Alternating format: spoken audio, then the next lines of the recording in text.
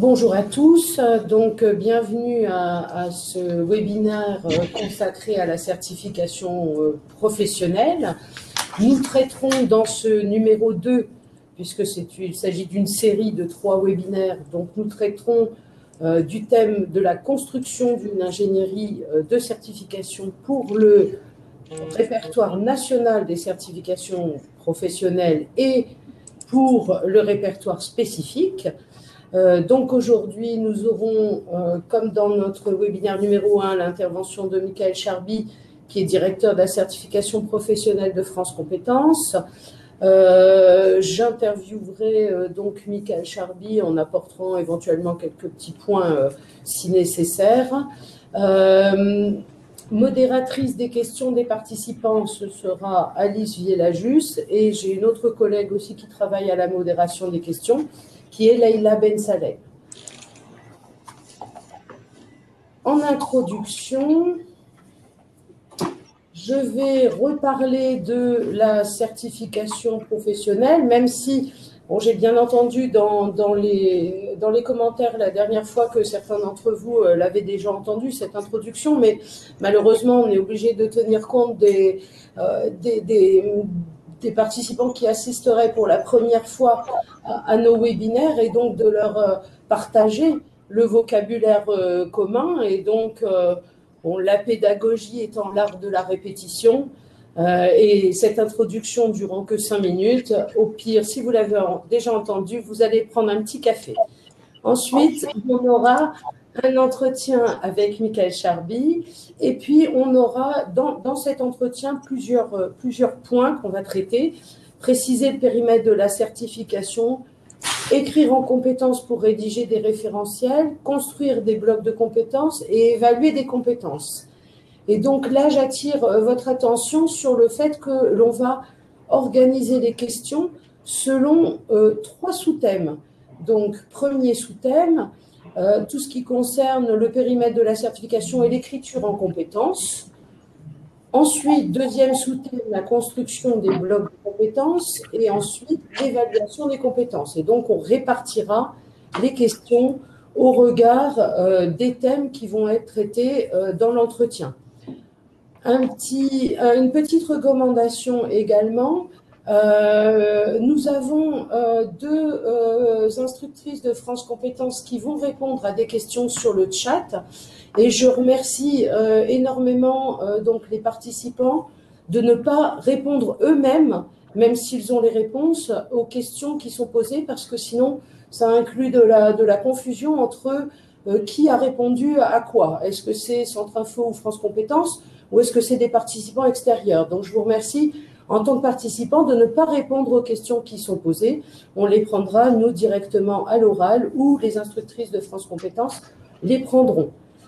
Et puis, dernière petite recommandation, il serait bon de poser vos questions une fois qu'effectivement on a pu vous expliquer un petit peu les bases de ce que France Compétences préconise, par exemple en termes d'écriture en compétences. Et puis ensuite, posez vos questions, parce qu'on va vous donner un peu les clés de lecture de tout ça, et c'est le but de ce webinaire. Donc, en termes d'introduction, qu'est-ce que la certification professionnelle? Et il faut que je rappelle quelques petits principes, comme le fait que la certification professionnelle, c'est la certification des personnes. Donc, par exemple, on la distingue de la certification qualité, qui est la certification des organismes de formation. Une certification professionnelle, c'est un processus de vérification d'une maîtrise professionnelle par une personne. Donc, il s'agit de faire passer les candidats un par un dans un processus d'évaluation qui va être conduit par un jury. Donc, au niveau de la compétence, on avait, nous, à Centre Info, une définition en usage, c'est-à-dire une action ou un comportement professionnel observable résultant d'une combinaison de connaissances, de savoir-faire et d'aptitudes, qui sont différents éléments qu'on peut avoir acquis soit en formation, soit par l'expérience. Et puis France Compétences a, depuis juin 2019, promulgué une définition qui est: la compétence est une mobilisation de manière pertinente de ses ressources Par exemple, on y retrouve les savoirs, les savoir-faire techniques et les savoir-faire relationnels, par exemple, et les ressources également de son environnement dans des situations diverses pour exercer une activité en fonction d'objectifs à finalité professionnelle à atteindre. Et ce qu'on voit dans cette définition, c'est qu'il s'agit d'une action ou d'un comportement observable qui va être réalisé dans une activité concrète qui est celle qui est visée par la certification. Le champ de la certification ne doit pas être confondu avec le champ de la formation, par conséquent. On a d'un côté les parcours, la formation, l'expérience, et de l'autre côté, la certification qui est une évaluation des compétences par un jury. Donc, par conséquent, on ne va pas confondre une certification avec une action de formation. C'est très différent. L'action de formation, c'est ce qui permet de conduire le candidat vers une action de certification, de le préparer et qu'in fine, il puisse mettre en œuvre ses compétences. Donc, on a l'objet de la certification aussi, qui sont les compétences, et donc pas les connaissances, les savoir-faire, les aptitudes, même si on sait que c'est utile à la réalisation des compétences, mais on ne va pas évaluer tout ça, on va évaluer sur le résultat. Donc, on est sur de l'évaluation sommative, l'évaluation des compétences qui se différencie de l'évaluation donc des connaissances, qui est l'évaluation formative et qui permet à l'apprenant et au formateur de se repérer dans l'avancée de l'apprenant dans son parcours d'acquisition d'un certain nombre d'éléments comme les connaissances, les savoir-faire et différentes aptitudes permettant de mettre en œuvre sa compétence. Aujourd'hui, les organismes qui sont porteurs de projets, ceux qui souhaitent demander l'enregistrement d'une certification à l'un des deux répertoires nationaux, soit le RNCP, le répertoire national, ou le répertoire spécifique, doivent en amont évidemment connaître les attendus de France Compétences en matière d'ingénierie de la certification. On a vu dans le premier webinaire, que vous pouvez revoir en replay pour ceux qui ne l'ont pas vu, l'angle des différents projets de certification, soit visant le RNCP, et soit visant le répertoire spécifique. Aujourd'hui, on va s'attaquer davantage aux questions d'ingénierie et on va, pour ce faire, interroger Michael Charby sur ce qu'il faut savoir pour construire une ingénierie de certification qui soit conforme aux attendus de France Compétences pour le répertoire national ou pour le répertoire spécifique. Donc, Michael, première question. Quelle est l'importance donc sur le périmètre de la certification? Donc, on a vu la dernière fois RNCP, répertoire national, où on a un périmètre métier. Répertoire spécifique, on a un périmètre compétences uniques ou groupe de compétences homogènes. À partir de là, lorsque je veux choisir, je veux construire mon ingénierie, quelle va être l'importance, Michael, d'identifier les activités professionnelles concernées? Alors, en fait, il y a vraiment un point commun entre les deux répertoires, c'est qu'on doit toujours se poser la question, mais on en a déjà pas mal parlé lors du précédent webinaire, on doit pas mal prendre en compte l'aspect de pourquoi répondre à quoi, quel est l'objectif, quelle est la finalité par rapport à un contexte professionnel. Et donc, ça, c'est le point commun. Et après, en fonction de l'objet du répertoire, même parfois de l'objet de la certification, par exemple au sein du répertoire spécifique, on n'a pas tout à fait des objets qui sont complètement identiques. La première des questions à se poser, par exemple sur le RNCP, c'est quel métier? C'est-à-dire, je vise quoi comme métier? D'ailleurs, ça peut être une réponse au pluriel, c'est-à-dire on peut cibler plusieurs métiers, plusieurs emplois types derrière une certification, à condition qu'il y ait une cohérence d'ensemble avec des compétences communes, des activités communes et, je dirais, des variantes d'exercice qui justifient leur attachement au sein d'une certification unique.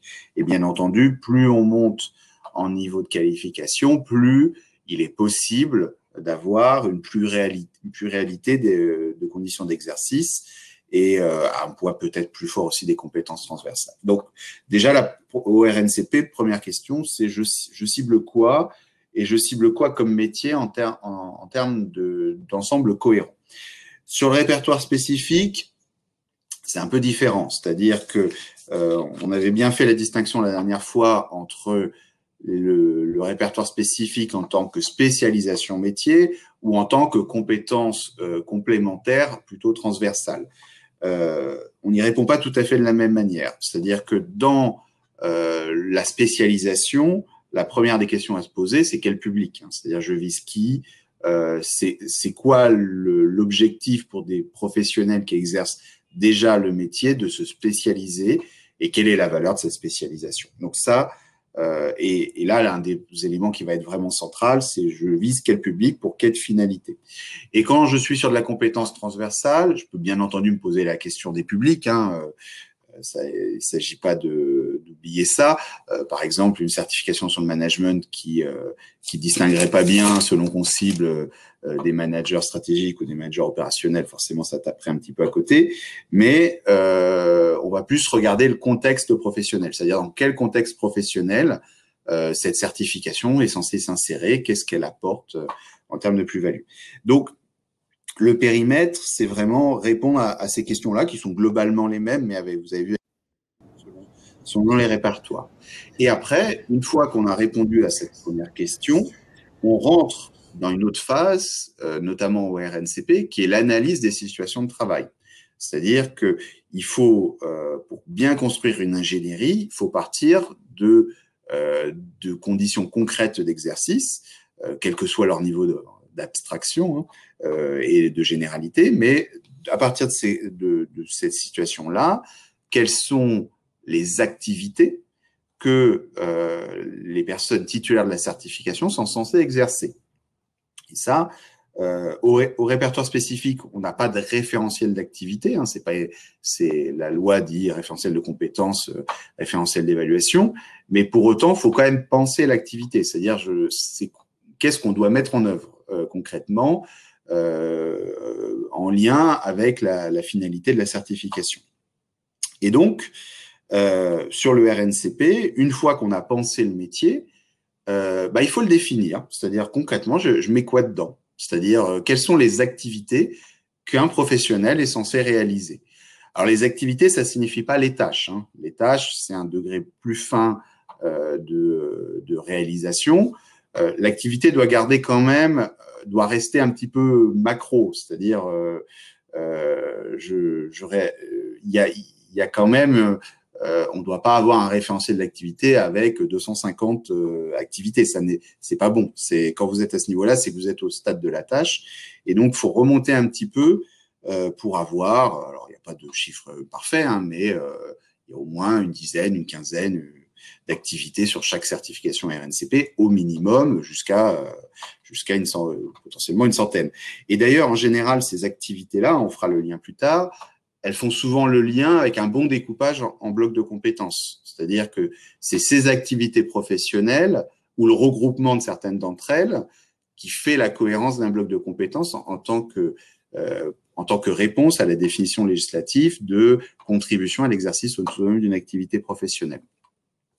Et donc, moi je dis souvent, le référentiel d'activité, c'est la fondation de la certification. C'est-à-dire si vous n'avez pas bien pensé cette étape-là, c'est-à-dire si vous n'avez pas posé le sujet des activités réalisées, nécessairement, vous construisez le reste de l'édifice sur du sable. C'est-à-dire, il y aura des éléments qui manqueront, quelle que soit la pertinence de vos évaluations, quelle que soit la pertinence des compétences que vous aurez identifiées, le lien avec le métier, le lien avec les activités du métier ne sera pas visible ou apparent. Et donc, c'est là où potentiellement il y a des erreurs, des problèmes de cohérence. Et donc vraiment, cette première étape, elle est centrale. Après, il y a encore des étapes importantes, on va y venir, mais une bonne analyse des situations de travail permet de bien délimiter le périmètre, de bien délimiter aussi l'objectif, parce que l'objectif, certes, il y a la compétence, mais l'objectif, c'est que le professionnel puisse exercer ses activités, donc en lien avec son métier. Donc, quelque part, il y a quand même une notion d'objectif derrière l'activité professionnelle. C'est pas que. qui est sur une logique d'objectif. Et ce qui est vraiment important aussi de se dire derrière l'activité professionnelle, c'est qu'il ne s'agit pas toujours, notamment parce qu'on parle d'organisation de travail, de penser que le poste de travail tel qu'il est aujourd'hui dans l'entreprise. Il peut y avoir des éléments prospectifs qui sont intégrés. C'est-à-dire, vous avez les postes de travail tels qu'ils sont exercés généralement, qui doit être le socle, la base, parce qu'il ne s'agit pas de former des personnes à des compétences ou à des activités qu'elles ne vont pas exercer concrètement dans l'entreprise au sortir de la certification. Mais pour autant, bien entendu, on sait que parfois, l'évolution des postes de travail n'est pas forcément le premier mouvement. C'est-à-dire que parfois, on a d'ailleurs, on a même certaines certifications qui parfois sont motrices de l'évolution des organisations de travail. C'est pas le mouvement le plus naturel, mais ça existe aussi, a fortiori quand une branche professionnelle, quand un acteur économique va décider de transformer, entre guillemets, le paysage du métier à travers l'outil de la qualification et de la certification. Et donc, vous pouvez intégrer ces éléments-là. La difficulté, c'est le dosage, c'est-à-dire entre quelque chose qui ne soit pas hors sol et quelque chose qui intègre un peu ces évolutions-là et ces problématiques-là, même si on ne les retrouve pas forcément tout de suite maintenant sur tous les postes de travail. Donc ça, c'est pour ça d'ailleurs que la certification n'est jamais une science exacte. C'est là où il y a la marge d'appréciation et la marge de subjectivité que peut avoir le certificateur. Et d'ailleurs, à ce niveau-là, c'est pas notre rôle de l'évaluer. Nous, ce qu'on va évaluer, c'est est-ce qu'il y a un déséquilibre majeur entre ce qu'est la compétence d'aujourd'hui et ce que la compétence de demain et le bon équilibre d'ensemble. Mais après, si c'est un tout petit peu dosé dans un sens ou dans l'autre, c'est pas à nous de l'apprécier. Ça, c'est le certificateur et ça sera à lui de le faire vivre et de le penser dans sa mise en œuvre. Pour rentrer un petit peu aussi un peu plus précisément dans l'écriture à proprement parler des compétences, qu'est-ce que vous pouvez nous dire des attendus de France Compétences en matière d'écriture de compétences, justement? Alors, d'ailleurs, je vais répondre à une petite question parce que je la trouve très pertinente. Est-il pertinent de poser avant de poser le référentiel d'auditeur professionnel? Oui, très bonne méthode. Allez consulter les professionnels, regardez concrètement dans la situation de l'entreprise ce qu'ils font de manière concrète et pas abstraite, simplement avec des études. Si vous avez ça, c'est toujours un élément important. Ne pas toujours prendre des études ou s'adresser à des experts, mais aller directement à la source, c'est-à-dire le professionnel. C'est pas la méthode unique, mais c'est important. Bon, pardon, Valérie, je reviens à la question.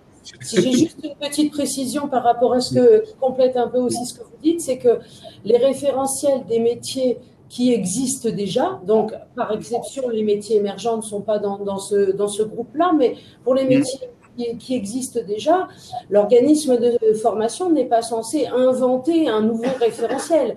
Il doit aller voir, récupérer des fiches de poste, voir comment ce métier est présenté par les branches professionnelles, notamment dans leur référentiel sur les observatoires paritaires des métiers et des qualifications.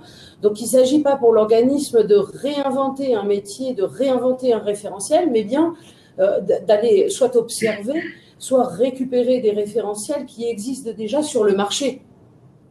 Tout à fait, c'est-à-dire qu'il y a une part de création et il y a une part, bien entendu, d'appui sur les choses existantes, en faisant attention quand même de ne pas se mettre en mode copier-coller, mais bien sûr, il y a une évolution. De ne pas inventer un référentiel métier qui n'existerait pas sur le marché du travail pour faire coïncider la chose avec son offre de formation qui, elle, existe bel et bien. D'accord. Et du coup, il y aurait un petit hiatus. Par contre, après, il faut faire correspondre les référentiels qu'on a récupérés ou qu'on a observés avec les attendus de France Compétences en matière d'écriture en compétences. Donc, qu'est-ce que vous préconisez? Oui, non, il faut bien sûr s'inscrire dans un environnement. Après, comme vous l'indiquez, Valérie, plus l'environnement est clair, précis, étayé, notamment par des études des observatoires de branche ou des positionnements clairs des partenaires sociaux sur certains métiers ou sur certaines compétences, plus bien entendu, il faut se mettre dans les rails de ces choses-là. Mais en pouvant avoir bien sûr une analyse divergente, hein, c'est pas interdit. Hein, c'est juste que ça fait une base et une structure du travail et ce qui vient en plus d'une source légitime. Mais on sait bien que le paysage est un peu hétéroclite sur le sujet. Il y a des endroits qui sont pas assez couverts de ce point de vue-là et sur lesquels, à ce moment-là, l'organisme de formation qui prend la responsabilité d'être organisme certificateur va avoir un travail d'analyse de la situation de travail qui va être plus important que pour d'autres. Donc, pour revenir sur le sujet des compétences, alors, tout d'abord, ça me permet de faire la liaison aussi sur un élément important. Il n'y a pas un bon référentiel d'activité, un mauvais référentiel de compétences, un bon référentiel d'évaluation. Tout ça, c'est un ensemble. C'est-à-dire que ce qui compte, c'est la cohérence d'ensemble de ce qui nous est proposé. Tout ça, c'est un chaînage. C'est-à-dire qu'on a l'activité qui identifie le périmètre, la compétence, schématiquement, hein, je vais y revenir de manière plus détaillée, c'est qu'est-ce que je mobilise pour réaliser ces activités. Et l'évaluation, c'est quelles sont les modalités pratiques d'évaluation et quels sont les critères associés aux compétences pour pouvoir apprécier que les compétences sont bien acquises. Donc, vous voyez, c'est un ensemble, c'est un tout. On peut pas on peut avoir des objets très bien formés, très bien formalisés et très bien posés, mais s'ils ne se coordonnent pas entre eux, c'est presque pire qu'un référentiel moins bien fait, mais qui a sa cohérence d'ensemble. Donc ça, c'est vraiment un point d'attention, c'est que tout ça doit être pensé, chaîné et articulé. Par exemple, ce que je mobilise aussi en termes d'action ou de comportement observable. Ce n'est pas ce que je mobilise en termes de connaissances, en termes de savoir. Oui, tout à fait. Ce que j'ai à faire quotidiennement ou plus occasionnellement pour réaliser l'activité visée dans le cadre d'un référentiel métier ou bien pour réaliser l'intitulé de la certification lorsqu'il s'agit d'un périmètre répertoire spécifique. Oui, non, tout à fait. Et ça va être vraiment un élément important parce que on a parfois des activités qui ne sont pas couvertes par des compétences. On a parfois des compétences qui ne sont pas évaluées. C'est-à-dire que toujours faire attention à… Voilà, ça doit se parler ensemble. Ou alors, si jamais, pour une raison X ou Y, telle ou telle compétence n'est pas le cœur de l'évaluation, il faut le préciser hein, et expliquer pourquoi. Donc voilà, ça c'était le sujet de la cohérence d'ensemble. Donc, sur la compétence, qui est le cœur donc, de la machine quand même, malgré tout, c'est en effet, il faut voir la compétence comme la mobilisation de manière pertinente des ressources, savoir-faire, technique, savoir-être, et de celles dans l'environnement, dans des situations diverses, pour pouvoir exercer une activité en fonction d'objectifs à finalité professionnelle. C'est-à-dire, quelles ressources je mobilise pour réaliser mon activité. Le résultat doit être bien sûr évaluable, sinon ça pose la question de l'insérer dans le référentiel de compétences. Et enfin, la compétence s'apprécie comme un acquis d'apprentissage selon des modalités adaptées permettant d'en certifier la possession et au regard de l'atteinte d'un résultat qui vise un niveau d'exigence prédéterminé.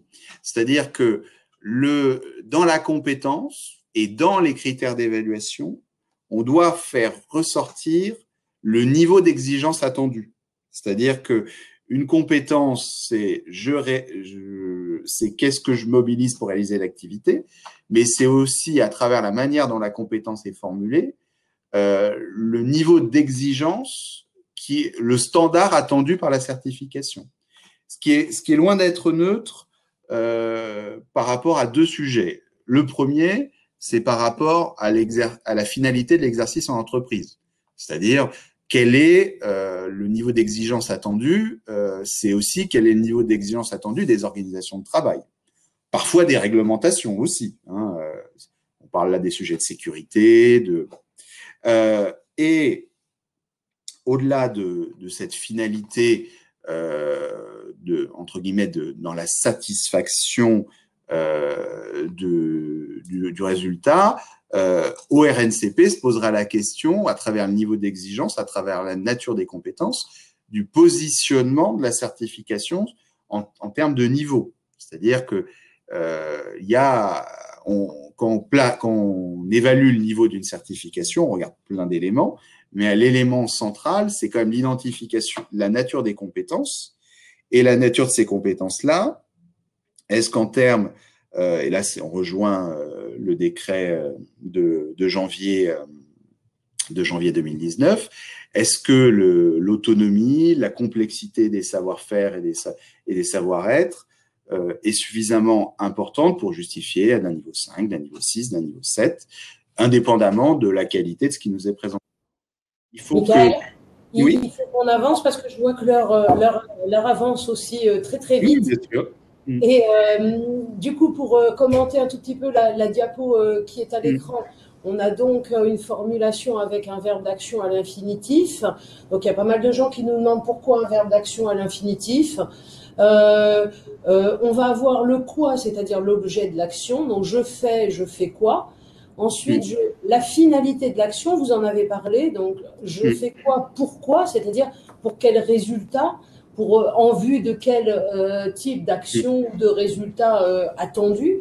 Et puis, on a les éléments de contexte qui sont éventuellement avec quels outils, avec quels équipements, en respectant quelles normes de sécurité, de qualité, etc. J'exerce ma compétence. Donc, on va également proposer la structure pour le référentiel, pour le répertoire national, hein, comme vous le disiez. Donc, ça fait un petit résumé avant de passer aux petites questions sur cet angle-là. Ici, donc, pour le national, j'ai donc un référentiel métier avec un intitulé de métier. J'ai ma première colonne avec des activités, des grandes activités qu'on formalise en général avec des substantifs. Par exemple, gestion de la production, management d'équipe, production de pièces détachées, etc. Et puis, dans les compétences, j'aurai tout ce que je dois faire quotidiennement ou plus occasionnellement pour réaliser la gestion des ressources humaines, par exemple. D'accord ? Alors que pour le répertoire spécifique, ici, finalement, le périmètre de l'activité, c'est-à-dire qu'est-ce qui va être exercé in fine, ça va être plutôt dans l'intitulé. Par exemple, si j'ai gestion de projet, ça sera plutôt ça, mon activité visée. Et ensuite, là, je n'aurai qu'un listing de compétences, donc néanmoins formulé selon les exigences de France Compétences avec le verbe d'action, la finalité de l'action et la contextualisation de l'action. On va vous faire passer maintenant, Michael, les premières questions sur cette séquence-là. Donc, je passe la parole à Alice qui vient à ma place. Oui, bonjour à tous. Alors, quelques questions donc sur plus précisément sur le périmètre délimité, la manière de rédiger les référentiels, plus que sur l'écriture en compétences. Donc, où trouver les référentiels France Compétences a répondu, donc, où trouver... donc, il y a eu une réponse de France Compétences, il me semble, sur ce point-là. Comment travailler sur les métiers émergents et la définition des activités? Donc ça, c'est une question sur laquelle vous avez peut-être une réponse. Donc du côté des OF, hein, pour le coup, enfin, de celui qui rédige un référentiel.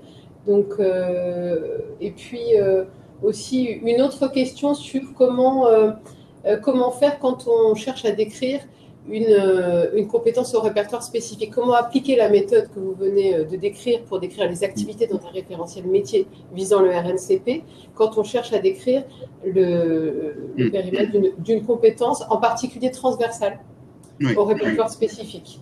Quelle méthode, quelle technique Alors, tu sais, je vais peut-être commencer par la dernière question. Alors, la bonne technique, c'est celle de penser des contextes potentiels de travail. C'est-à-dire que quand vous êtes sur de la compétence transversale, vous n'aurez jamais l'exhaustivité des situations de travail. Hein. C'est par nature, hein. C'est le principe même d'une compétence transversale. Pour autant, elle peut s'appliquer à un secteur, à certains types de métiers. Donc après, selon l'objet qui est présenté, il peut être plus ou moins lié à des catégories ou à des typologies de métiers. Ou parfois, ça peut être vraiment tout type d'emploi au marché du travail. Bon, c'est plus rare, mais ça peut arriver aussi. Le but du jeu, c'est un peu comme avec les emplois types sur le RNCP, c'est-à-dire, dans ce cas-là, faut se mettre à la place de situations de travail concrètes.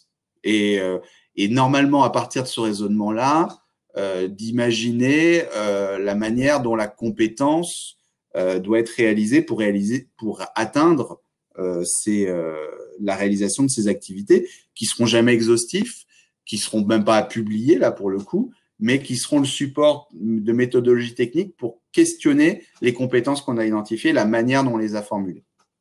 Donc ça, en fait, faut créer des situations un peu faut reconstituer des situations concrètes à partir de compétences plus générales. Sur les métiers émergents, je dirais qu'il y a deux sujets. Il y a le sujet de la procédure simplifiée et il y a le sujet du métier émergent lui-même, indépendamment même de la procédure. Sur la procédure, là, cette année, on a souhaité que ce soit les branches qui se positionnent sur le sujet et les syndicats professionnels. Et l'intérêt de ce positionnement dans l'identification de ces métiers-là, c'est que ça signifie que la branche va communiquer à fonction d'études, d'observations, qui vont nous permettre nous-mêmes de nous positionner et de faire positionner la commission, et que la commission de la certification professionnelle délibère sur le sujet. Et donc, nécessairement, les métiers qui seront reconnus, la branche ou le syndicat professionnel qui aura proposé ça pourra bien entendu communiquer sur les éléments qu'elle a pu établir permettant de justifier la reconnaissance de ce métier au titre des métiers émergents ou en forte évolution. Donc, voilà, ça sera un support sur lequel les organismes pourront travailler.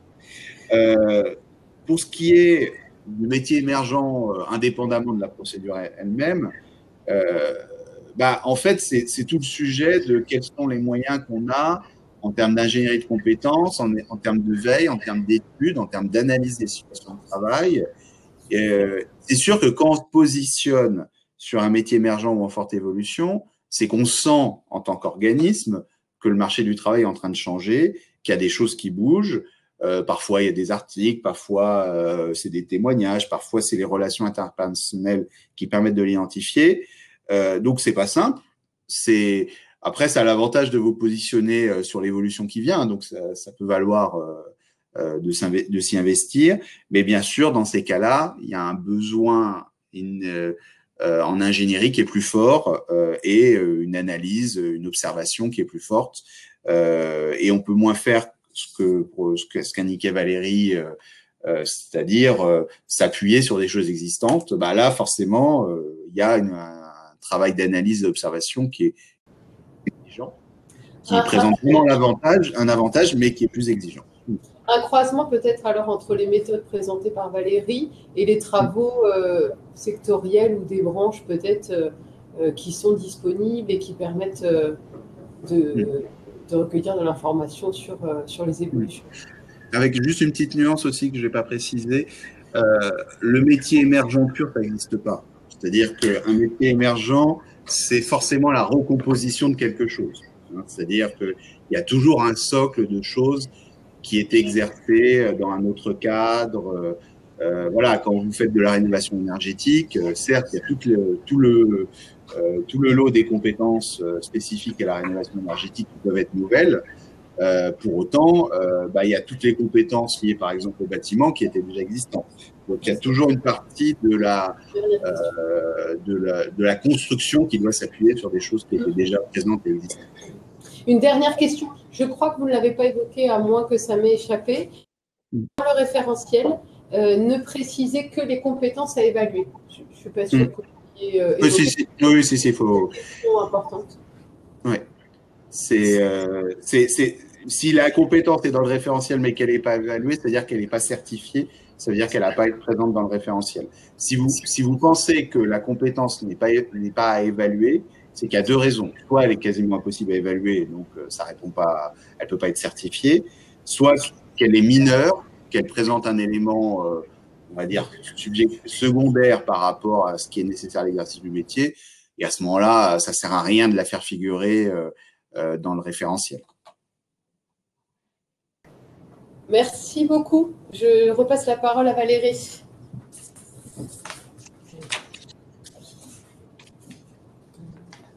Donc maintenant, on va aborder donc, la question des blocs de compétences. Donc, quelles certifications sont concernées par ces fameux blocs de compétences et puis comment je vais procéder pour construire ces blocs de compétences en termes d'ingénierie.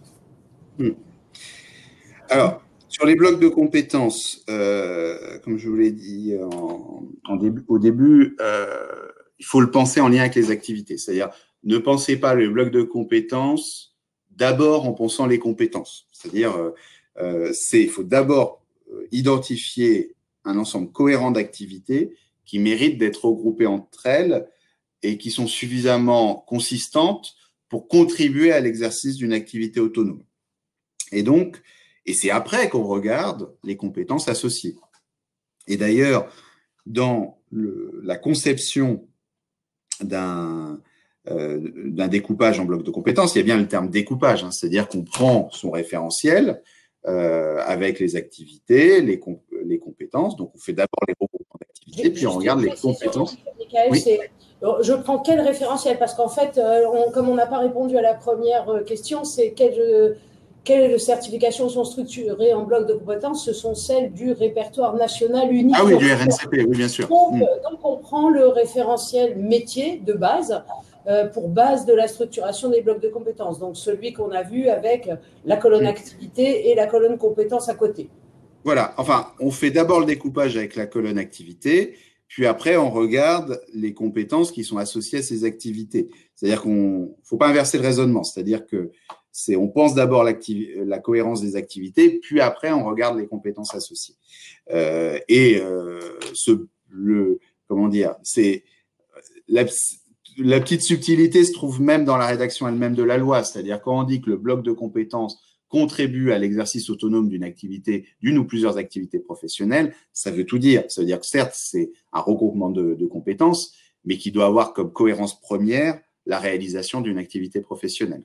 Donc, ça, c'est le premier principe. Ensuite, il faut se poser la question de l'exercice autonome, c'est-à-dire contribuer à l'exercice autonome d'une activité. Ça veut dire qu'en gros, il faut que cette logique, toujours se poser la question, est-ce que dans ce bloc, l'ensemble des compétences que j'ai identifiées permettent d'exercer réellement l'activité? Et ça, c'est important, notamment sur les compétences transversales. C'est-à-dire, si j'ai des compétences transversales qui sont propres à l'ensemble du métier, mais que j'identifie que dans un seul de mes blocs, c'est-à-dire que les autres blocs ne permettent pas cet exercice autonome. Et donc, ils ne peuvent pas se penser comme quelque chose qui va pouvoir avoir une finalité en termes d'employabilité. Et au-delà de la compétence transversale, attention au sujet sécurité, hein, c'est-à-dire les compétences liées aux réglementations à la sécurité au travail, c'est pas un bloc à part, c'est dans chacun des blocs. Enfin, en tout cas, chacun des blocs, si ça correspond bien à l'activité concernée. Donc, voilà un peu Et ensuite, le dernier aspect, ça va faire le lien un peu avec la problématique des évaluations, chaque bloc de compétences doit pouvoir être évalué et faire l'objet de la délivrance d'un certificat. Et donc, de ce point de vue-là, toujours avoir en tête que si vous mettez en œuvre un bloc de compétences, vous devez avoir des épreuves qui sont rattachées à ce bloc de compétences. Donc, là aussi, attention au découpage trop fin. Ça pose question au niveau de l'exercice autonome d'une activité professionnelle.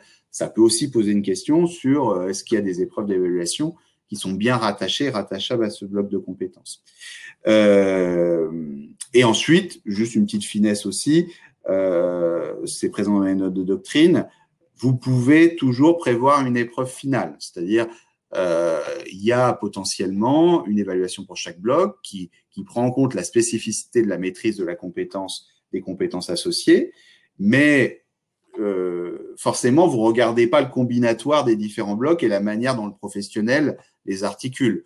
Donc, si ça vous paraît pertinent, mais c'est loin d'être une obligation, vous pouvez prévoir une évaluation finale qui elle seule permet la validation de la totalité de la certification professionnelle. Et ensuite, donc voilà, sur les blocs, voilà les éléments principaux. Aussi, la petite erreur qui parfois est faite, c'est les durées de validité. Il n'y a pas de durée de validité sur un bloc. C'est quand puisqu'il est certifiant, c'est-à-dire que vous avez certifié à un instant T des compétences. Donc, ces compétences, elles sont acquises à vie. Il n'y a pas de.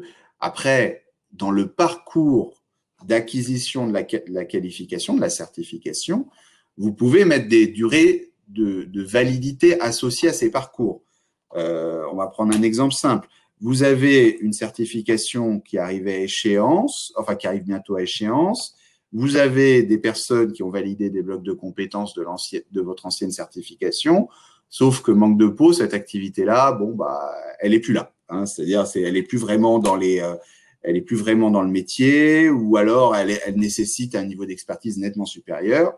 Et donc, dans ce contexte-là, votre bloc, vous l'avez validé, vous l'avez certifié auprès de titulaires, donc ça, il faut le reconnaître.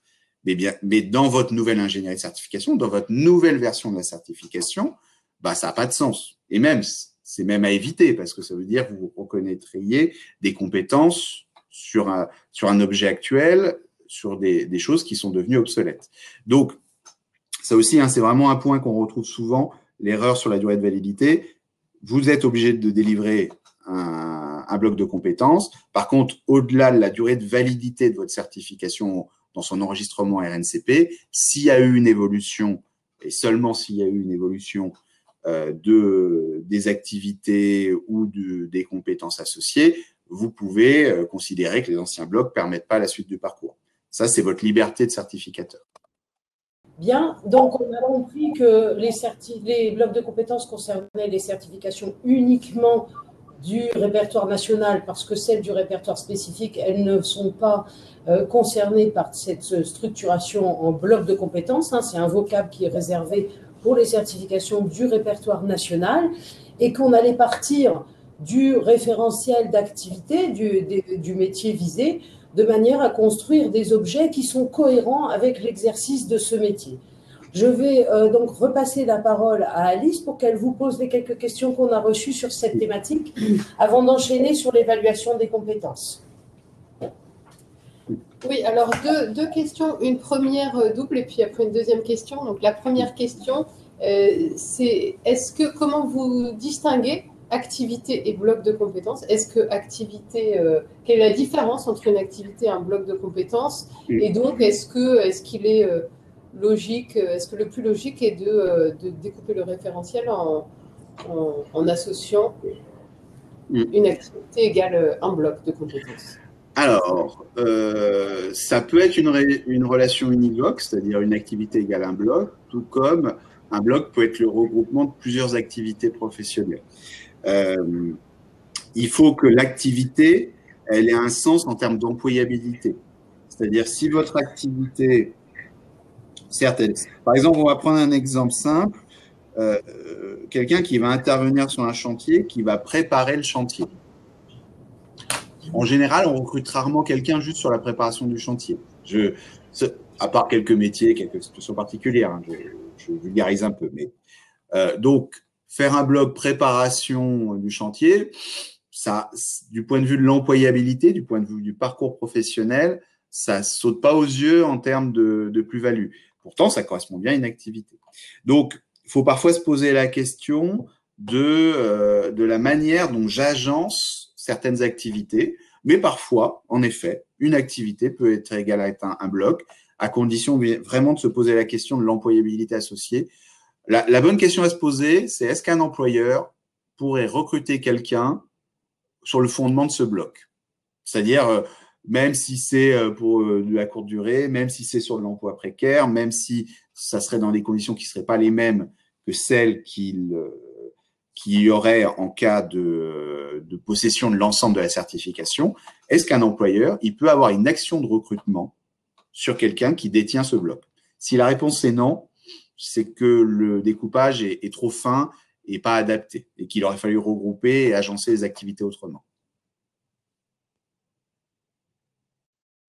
Question sur comment penser l'articulation, l'éventuelle articulation entre des blocs de compétences et des certifications, des blocs de compétences de certification CP et des certifications inscrites au répertoire spécifique qui, Excusez-moi, ça a un peu coupé, je ne vous ai pas bien entendu. Comment penser l'éventuelle articulation entre des blocs de compétences d'une certification inscrite au RNCP et une certification inscrite au RS?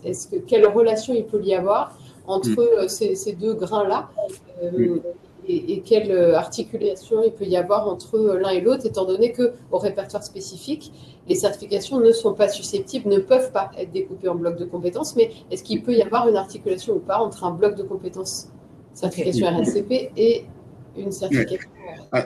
La loi le prévoit dans un cas de figure qui est de dire qu'une certification au répertoire spécifique peut trouver son équivalence dans un bloc de compétences au RNCP. Et inversement d'ailleurs. Donc ça, cette articulation, elle a été prévue par le législateur. Ça répond pas à toutes les questions associées, parce que parfois on a des objets qui n'ont pas tout à fait le même périmètre.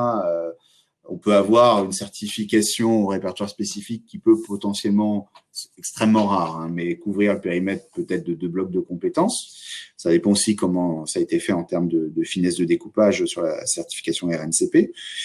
Mais là, pour le coup, juridiquement, on ne pourra pas reconnaître une équivalence. L'idée, c'est de dire, on a derrière le bloc de le répertoire spécifique, quand même, sa finalité principale et première, c'est la professionnalisation. C'est-à-dire, on est bien sur un outil qui s'adresse principalement à des gens qui exercent déjà un métier, qui ont déjà une qualification ou une expérience professionnelle qui leur permet l'exercice du métier, et on va compléter, actualiser, spécialiser. Et donc, la logique, et donc on peut avoir certains blocs de compétences qui répondent aussi à cette logique-là, parce qu'on a aussi une problématique de temporalité. Dans une certification qui a été acquise il y a 10 ans, peut-être qu'il y avait des blocs de compétences qui n'étaient pas là. Enfin, déjà, la plupart n'étaient pas découpés en blocs, mais il pouvait y avoir même, au-delà du découpage, un périmètre correspondant au bloc qui n'existait pas parce que la compétence a évolué, le métier a évolué.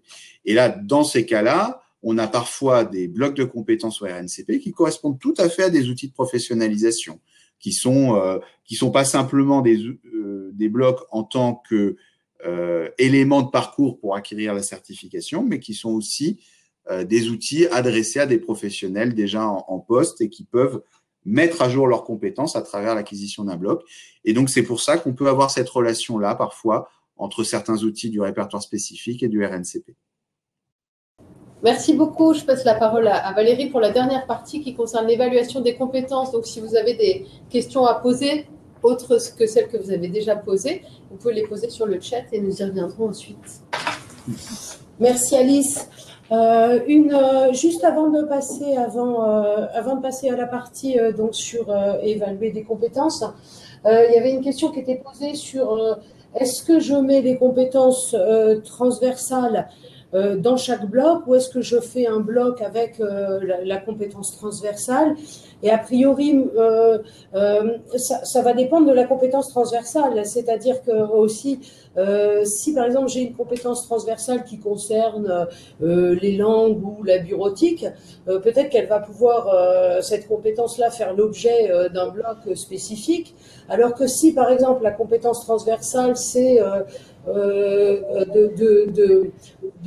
d'utiliser tel ou tel équipement, etc. À ce moment-là, ça, je vais peut-être le retrouver dans chaque bloc, parce que sinon, si je le mets à part, ça n'a plus aucun sens par rapport à l'ensemble.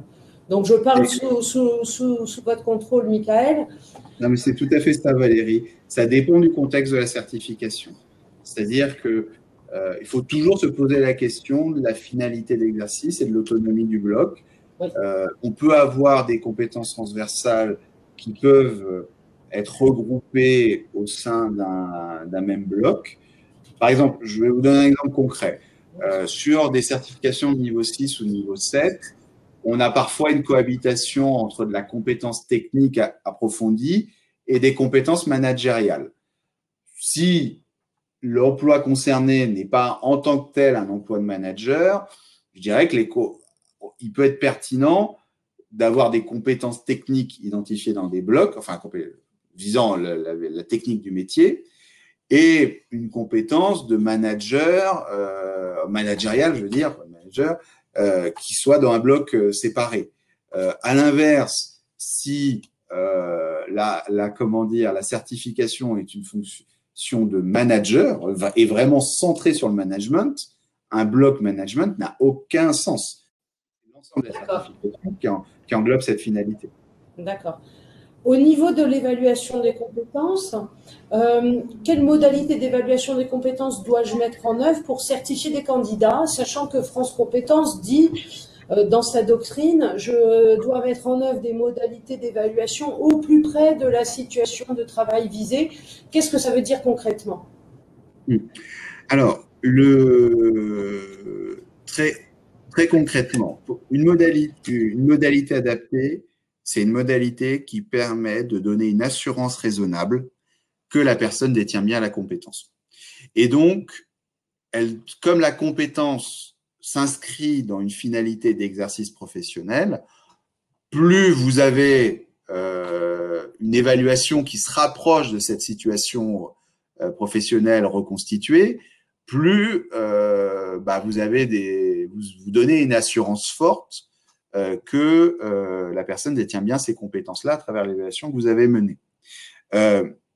Après, ça se pondère, ça s'apprécie, ça se contextualise. De la même manière, pour un même bloc ou un même groupe de compétences, vous pouvez associer plusieurs modalités d'évaluation. Et c'est la conjonction de l'ensemble de ces modalités qui fera l'assurance qualité que vous présentez. Vous n'êtes pas obligé de faire des situations de travail reconstituées, mais en tout cas, il faut se poser la question de est-ce que vous êtes capable de le faire? Est-ce qu'il y a un intérêt? Est-ce que si vous ne le faites pas, les autres modalités que vous proposez sont adaptées? Et ça, c'est vraiment un élément important. L'erreur majeure, souvent, c'est, par exemple, j'ai un geste professionnel très pratico-pratique à réaliser et je mets un QCM ou des questions écrites. Ça n'a pas de sens. Ce qui va être par contre, sur d'autres compétences, ça peut prendre un sens différent et ça peut être plus pertinent. Par exemple, on repart par exemple sur le répertoire spécifique.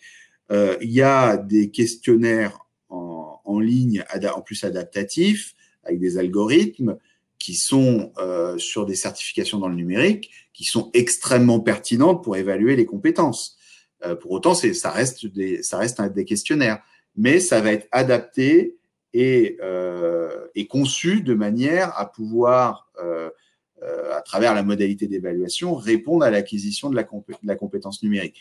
Par contre, est-ce qu'avec cette modalité-là, vous pouvez déterminer que vous avez en face de vous un développeur informatique bon ou mauvais? La réponse est non. C'est-à-dire ça, sur quelque chose de plus circonstancié, sur quelque chose de plus localisé, vous allez pouvoir éventuellement avoir certaines modalités qui peuvent ne pas être un oral, qui peuvent ne pas être une situation de travail reconstituée.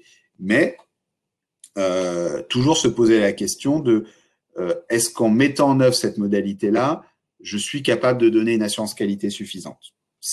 Et ça s'apprécie vraiment au cas par cas.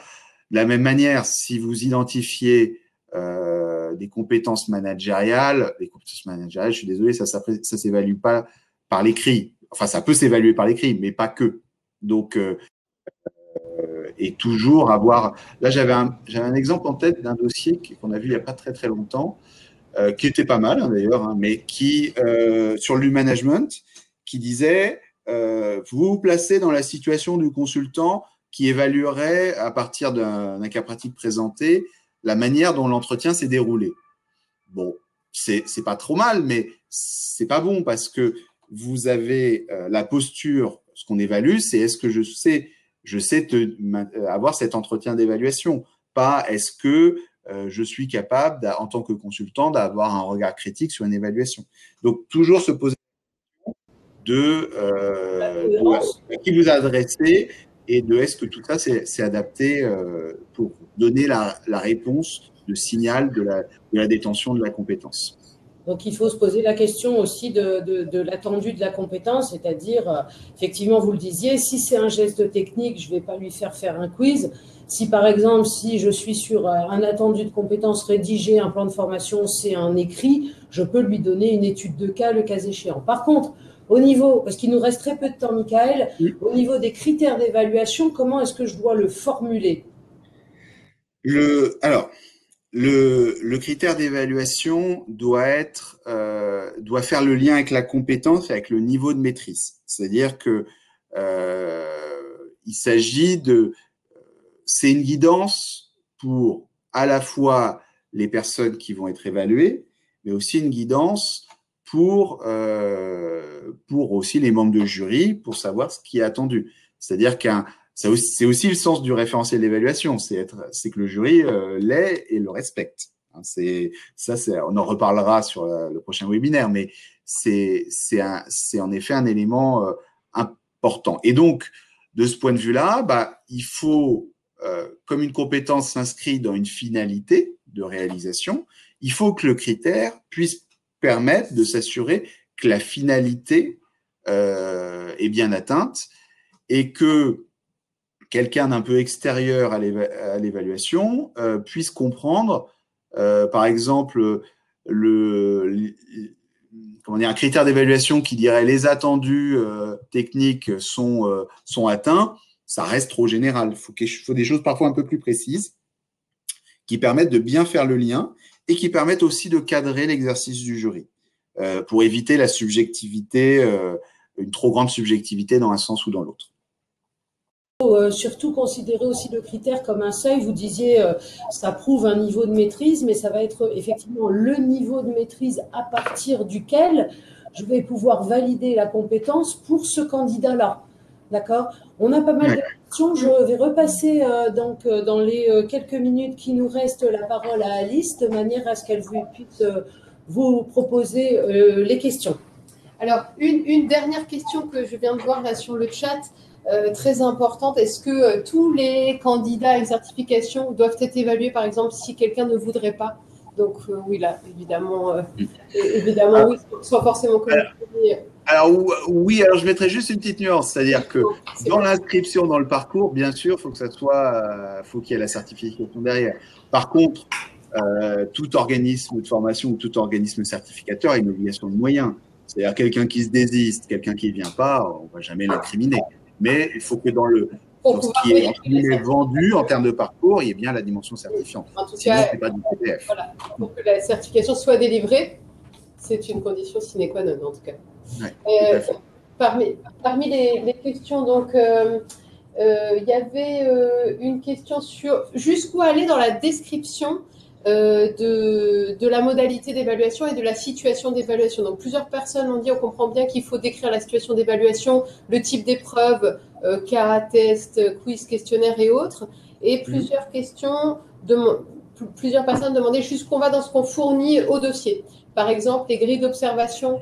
Voilà. Est-ce qu'on donne tout l'outillage finalement du certificateur? Est-ce qu'il doit être versé au dossier, déposé pour justifier?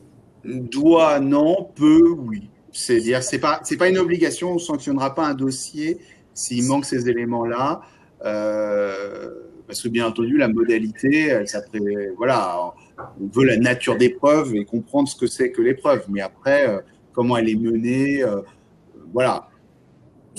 Et d'ailleurs, ça ne sera pas évalué à ce moment-là au titre du critère sur les référentiels, ça va être évalué plutôt sur le critère qu'on examinera au prochain webinaire, c'est-à-dire sur le processus qualité de l'organisme. Mais ce n'est pas une obligation de nous le fournir.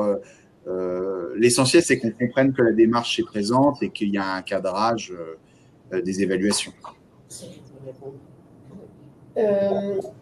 Il y a eu quelques débats sur les conditions dans lesquelles on peut évaluer des candidats à une certification dans le cadre d'une activité de groupe, d'une activité évaluative de groupe.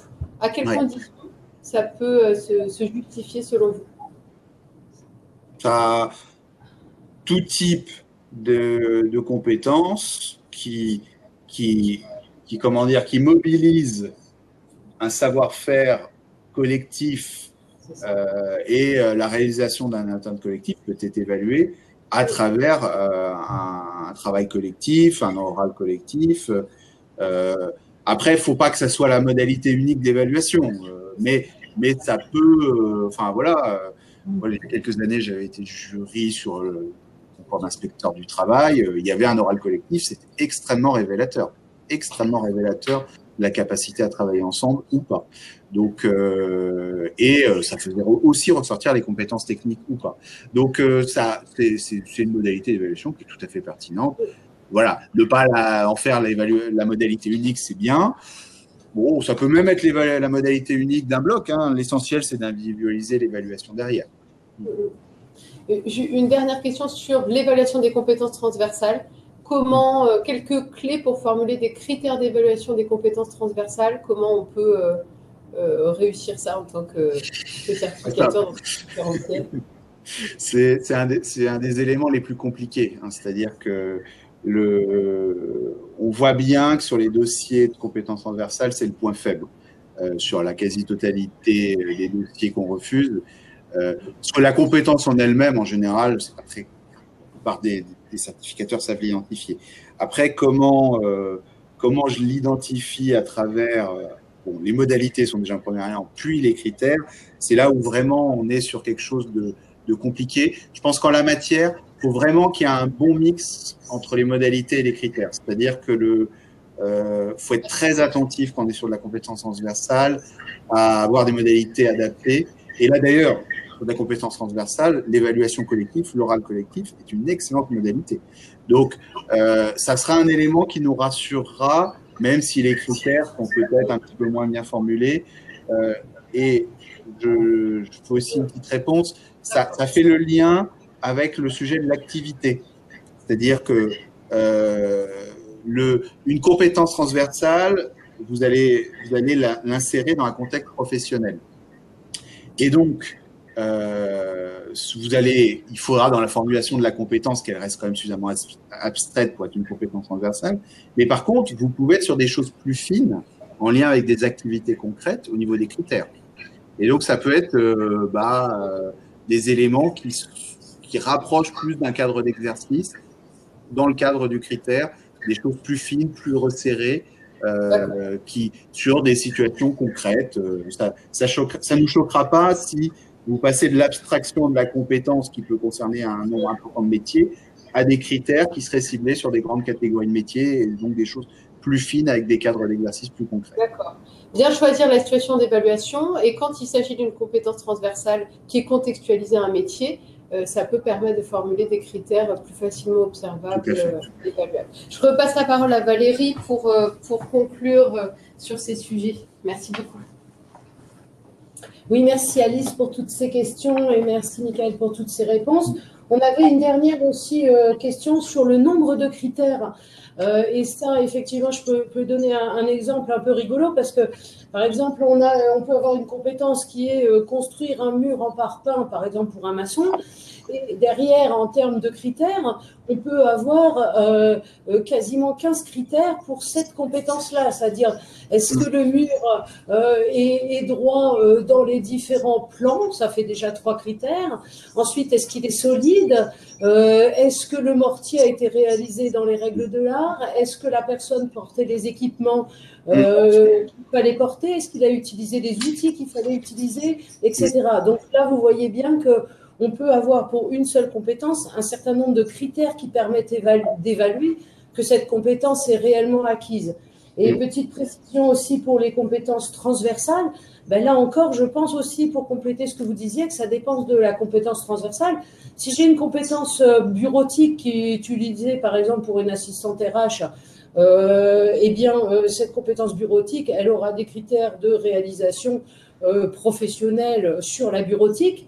Après, quand c'est des compétences en termes de management ou de créativité, là, c'est vrai qu'il peut, par exemple, y avoir la convocation d'un avis. Par exemple, j'avais vu pour les clowns d'intervention sociale, ben, effectivement, juger que les choses sont drôles, ça peut être, par exemple, par exemple, les 3 membres du jury, s'il y en a 2 au moins qui trouvent que l'intervention est drôle sur les 3, la compétence sera considérée comme validée. Donc, ça va vraiment à 2 extrêmes des compétences transversales de la bureautique et de la créativité, effectivement, ou du management.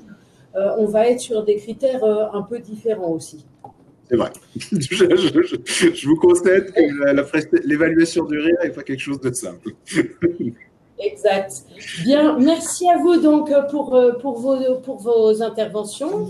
Et puis, nous vous donnons rendez-vous donc à la fois pour le 3e webinaire de la série, qui va être plus porté sur les pièces qui sont à apporter en plus de l'ingénierie au dossier de demande d'enregistrement, et pour un angle un peu plus de spécialité sur l'organisation des partenariats entre les organismes certificateurs et les organismes de prestataires de développement des compétences.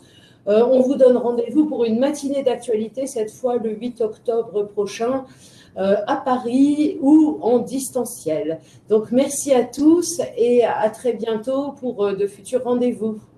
À bientôt. Au revoir. Au revoir.